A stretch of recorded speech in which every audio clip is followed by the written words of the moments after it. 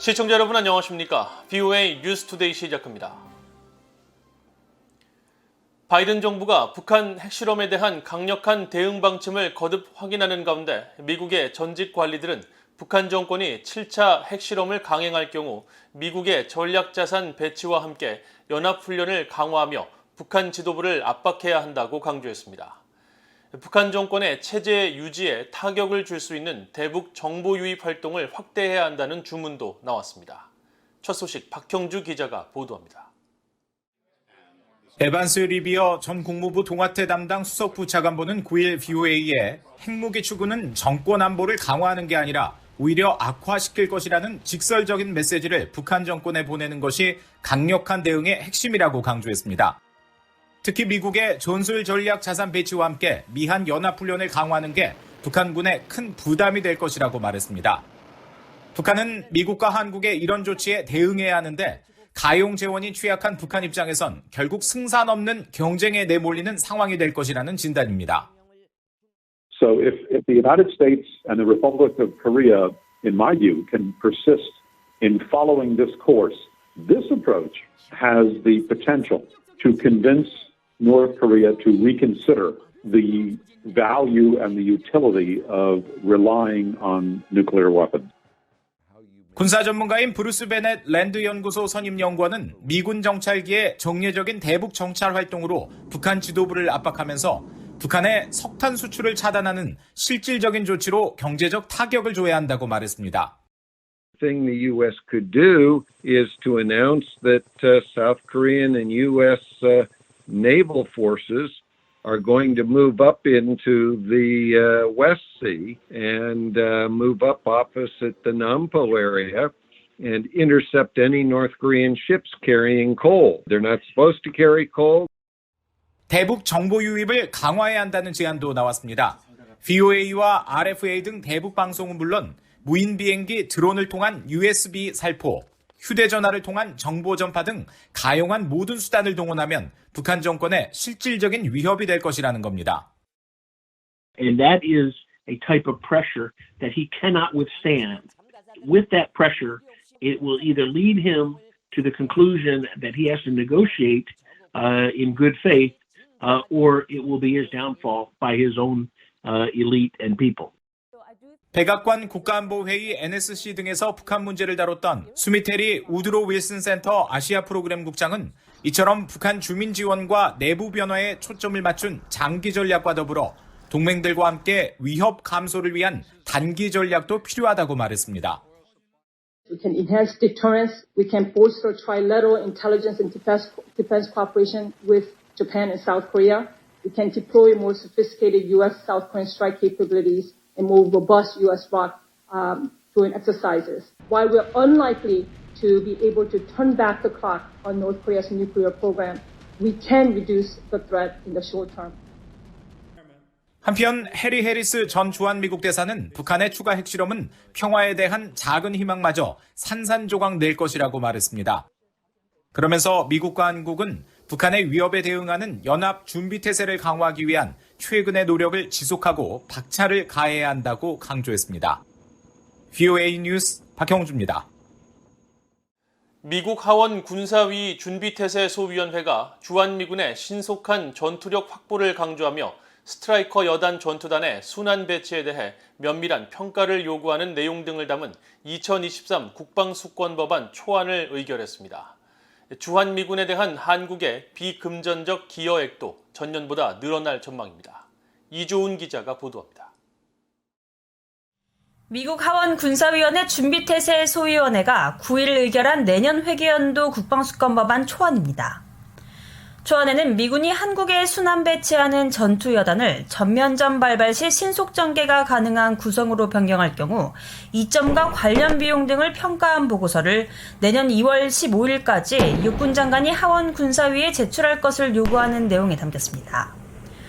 올해 초 발표된 탱크와 장갑차 등으로 구성된 미국 육군의 기갑여단 전투단 ABCT를 차륜형 장갑차 등으로 구성된 신속 기동부대인 스트라이커 여단 전투단 SBCT로 대체하는 계획이 얼마나 효율적인지 자세한 설명을 요구한 겁니다.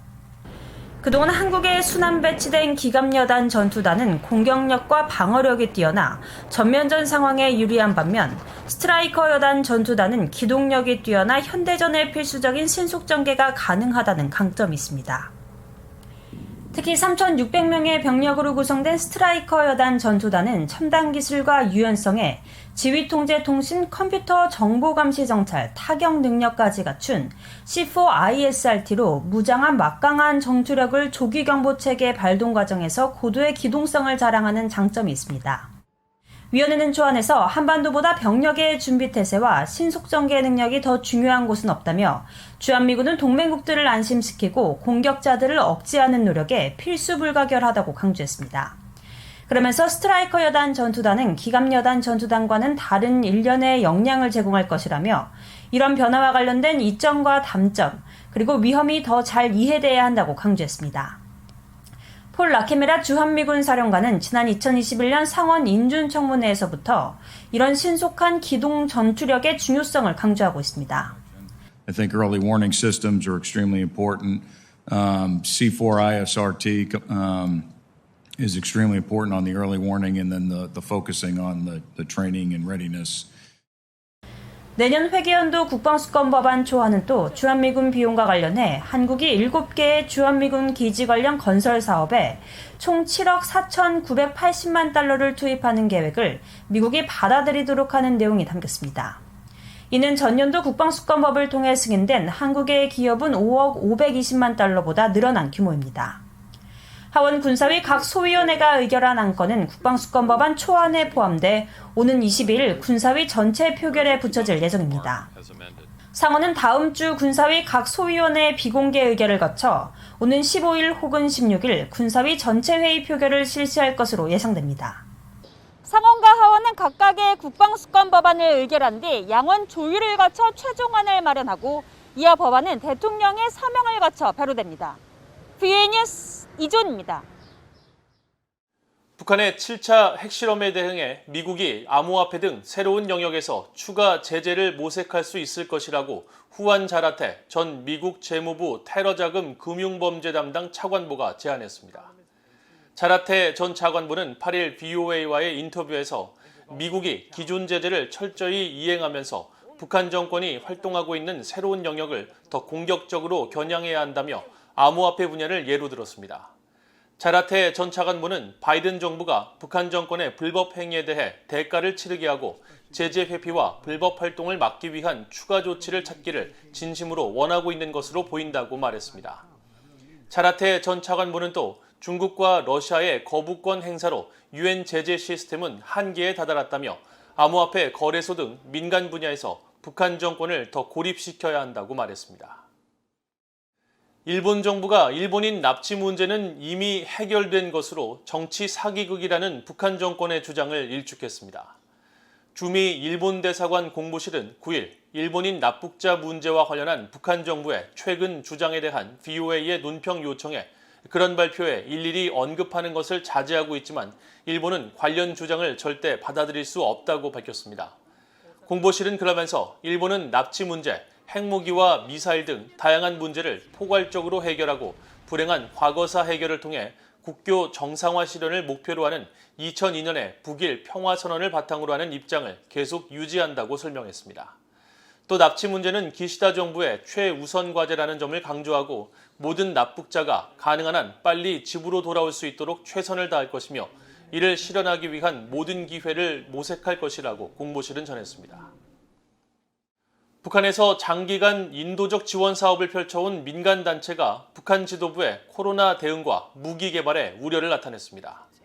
익명을 요구한 이 단체 관계자는 9일 VOA에 북한 지도부가 주민들의 고통보다 무기 개발을 계속 우선시하는 데 우려하고 있다며 이는 가뜩이나 열악한 북한의 인도적 상황을 더욱 악화시킬 것이라고 지적했습니다.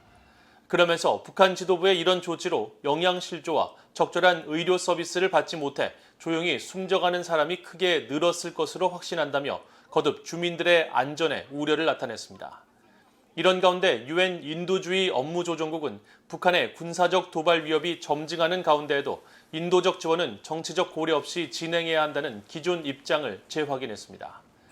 유엔 인도주의 업무조정국 대변인은 9일 북한의 군사적 긴장 촉발이 인도적 지원 사업에 어떤 영향을 주느냐는 VOA의 질문에 지원 전달은 인류애와 중립성, 공정성, 독립성의 인도주의 원칙에 따라 정치적 고려에 영향을 받아서는 안 된다고 답했습니다.